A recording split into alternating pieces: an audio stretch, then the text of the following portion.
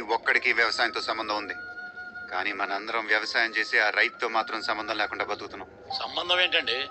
రైతు పని రైతు చేస్తున్నాడు, మా పని మేము చేస్తున్నాం. అంటే రైతు మనం ఒకటేనా సార్? రైతు అయినా మేమైనా పని చేసేది డబ్బు కోసమే కదా సార్. డబ్బు?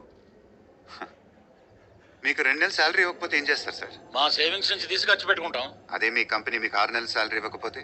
ఆ జాబ్కి రిజైన్ చేసి వేరే జాబ్ వెతుక్కుంటాం. రైతు కూడా అలా అనుకుంటే మన పరిస్థితి ఏంటి సార్?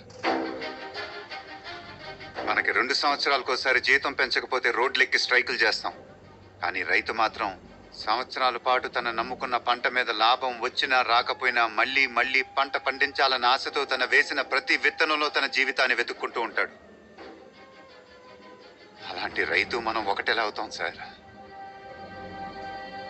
అంటే ఏమంటారు సార్? ఇప్పుడు మమ్మల్ని పంచలు కట్టుకుని పొలాల్లో దిగి వ్యవసాయం చేయమంటారా? వ్యవసాయం అనేది పంచెలు కట్టుకుని పొలాల్లో దిగినంత ఈజీ కాదు sir. It's a beautiful relationship between